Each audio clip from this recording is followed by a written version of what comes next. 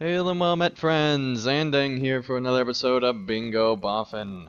When we last left off, we had the two taverns, and now who knows what will This happen. is a still and silent crowd, except for those two. And it is very different than that of the prancing pony. Milo was a friendly fellow, and I hope he was not upset by our hasty departure.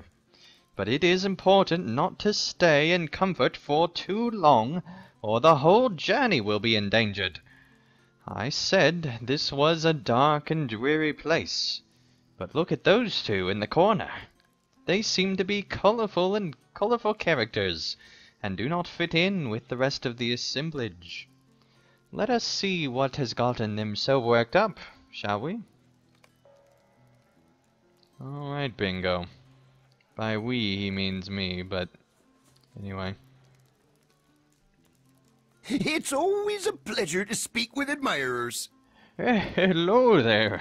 Can I help you with something? Unless, you must have heard my name and desired to hear more of my exploits. It is always a pleasure to speak with admirers. I was just telling Haley here some of my great finds, and she was held in rapt attention, and no doubt you will be as well. A quick glance at Haley Meadows' suite proves that this may not have been entirely the case. Yes, I am the great Theodore Gorse, master treasure seeker and wanderer of the wild lands. If there is treasure to be found in a hidden place of this world, I have already been there and found it. My deeds are extensive and well documented, and my virtues similarly well known. I am so accomplished in this field that only one thing remains to me: to retire.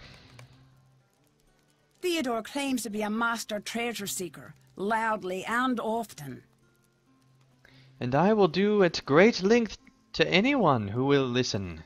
Sadly, that appears to be me for a moment. Anyone can claim to be a great seeker of treasure. In point of fact, anyone can do the seeking. It is finding that separates those with actual accomplishments from these pretenders.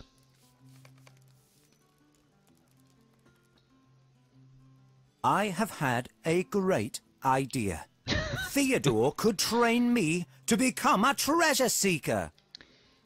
Theodore is a master treasure seeker? That sounds very exciting, and could make for a promising entry in the account of my adventure. Dangsong, I have had a great idea. Will you ask Theodore if he will train me how to be a treasure seeker?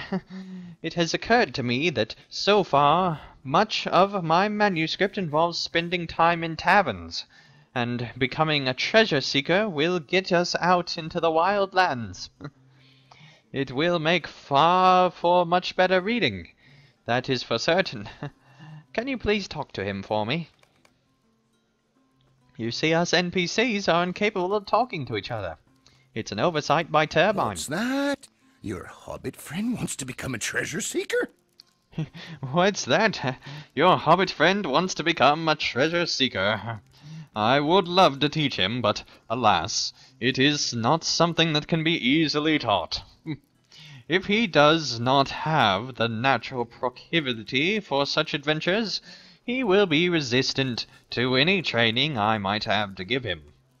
Also, I am about to retire, and indeed to spend my time regaling Haley here with the tales of my interesting and eventful life. So I would appreciate being left alone to do so. Theodore thinks for a moment, and then speaks apologetically. I did not mean to be brusque. Here, take this riddle. It is apparently a clue to a treasure somewhere in the Lowlands, a treasure I have never found. If the two of you can solve this riddle and find the treasure, perhaps I will be able to teach both of you something good after all.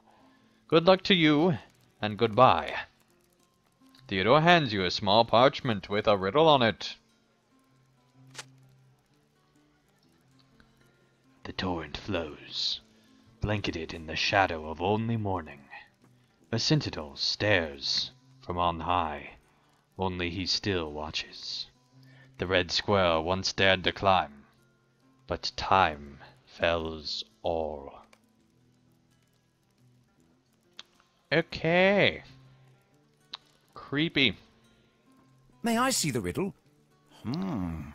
This is a tough one.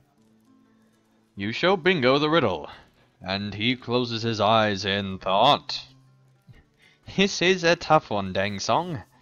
Maybe you should study the riddle and some more and see if it seems to describe anything specific. The parchment I gave you is the clue to a treasure I never found. Yeah, blah, blah, blah, blah. Good luck. I think the riddle indicates a waterfall nearby, and perhaps a fallen tree. Blanketed in shadow of only morning. Sounds like it's describing the direction or time of day. Why do shadows fall in the morning, but not in the afternoon? It does not seem so hard to me, but I am delightful that Theodore has been stumped by the riddle. Alright, so apparently we're looking for somewhere by a waterfall. I'm the prospector. I chose not to use this voice because it'd be far too annoying. What did you say, Sonny? Alright, let's see here. Well, there is a waterfall up that way, and it's right by Weathertop. That seems like a likely location. Let's go up there and have a look around. Alright, so I think I've figured it out. So, up there, Centennial. And if we read here, the torrent flows blanketed in the shadow of only morning. So if you think about it, sun rises in the east, sets in the west. This side of Weathertop. Centennial stares from on high. Only he still watches, so there is another Centennial on the other side, plus a few others around, but he's the only one on this side. And the red squirrel once dared to climb, but time fells all.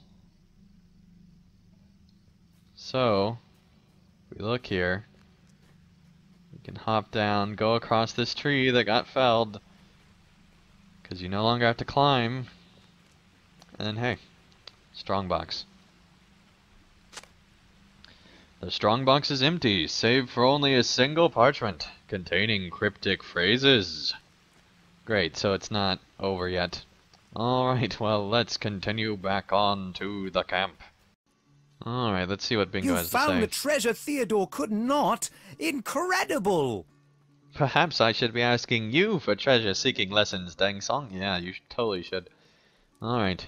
You solved the riddle and found the treasure? What? I don't believe it.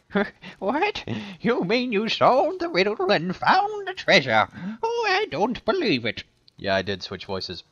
You tell Theodore that, disappointingly, there was no actual treasure, and the strongbox contained only a parchment with a cryptic message on it. Disappointed? I'm not disappointed at all. Did you see what this means? This means that someone else found the treasure first, and replaced it with this message. Someone beat me to the treasure seeker at his own game. The retirement is off, Dang Song. I have treasure to find. Theodore takes the cryptic message from you and pokes over it excitedly. You beat Theodore at his own game, and I cannot thank you enough for that. Perhaps he'll stop talking to you. Alright. Someone found the treasure first and replaced it with this message. Alright. Let's talk Bingo. I think you gave Theodore the best treasure of all. A reason to keep going. You say there was no treasure in that strongbox, Dang Song, but I think you are not quite correct on that score. I think you gave Theodore the best treasure of all, a reason to keep going. Now he is excited about his profession again, and does not need to spend his days reliving the adventures of his youth. You can have all new adventures. Perhaps his will intersect with ours for a time or two. There is still a treasure out there, after all. next week. Goose and Gander. Recommended level 28. Well, hopefully it's not more of a goose chase than this one was. Alright. Tavern Goer. Yeah, that's very fitting. Herb Collector. Interesting. Okay. Well, anyway, that ends this week's Bingo Boffin. Thank you guys so much for watching another episode of Bingo Boffin. When we return, we'll probably go on that goose chase or whatever that title meant. But till then, thank you guys so much for watching, and I'll see you again real soon for another episode of, well, Bingo Boffin. Thank you guys so much for watching. If you enjoyed this video, feel free to hit the like button below. And if you'd like to see more of my daily content, feel free to subscribe, and you'll be notified when that new content comes out. And also, if you'd like to help support my channel and help me continue to create high quality videos, feel free to support me on Patreon, and you can get all sorts of great rewards in the process. So thank you guys so much for watching, and I'll see you again real soon for another video.